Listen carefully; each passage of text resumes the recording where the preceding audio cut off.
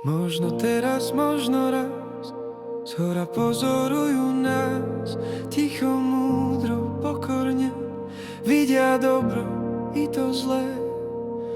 Oko prísne, pravdivé, po poznaní dychtivé sleduje to, aký sme a či na správnej vlne koráb kozmom putuje.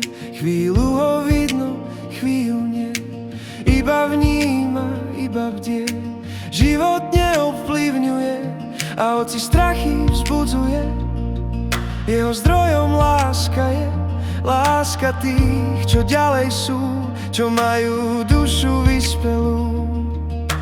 Človek nie je si sám vo vesmíre zvanom chrám. Si ako ihla v kope sena, tak odkroj zo svojho ega.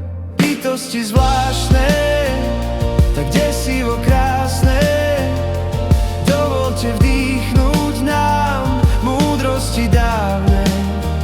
Ste vyššie a ďalej, a tak zemi malej. Povedzte, že aj v tme vie zažiariť nádej.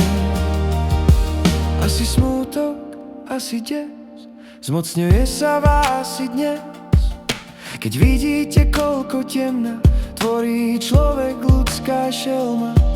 Vojny nezmyselných slov, no aj bezcitných činov. Vlastné bytie potápame, v čiernych vodách sa strácame.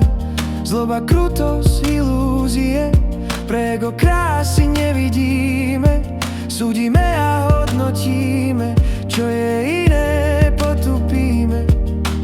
Pravíme, že príde deň, keď zničíte ľudský kmeň.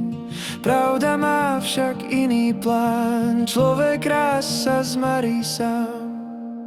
Bytosti zvláštne, tak desivo krásne, dovolte vdýchnuť nám múdrosti dávne. Ste vyššie a ďalej, a tak zemi malej. Povedzte, že aj v tme vie zažiariť nádej. Človek nie je si sám vo vesmíre zvanom chrám. Si ako ihla v kope sena, tak odkroj zo svojho ega. Urob tak, pokým máš čas, lebo čas je ako hlas. Keď raz tichne, keď sa stratí, je to spätných dráh a tratí.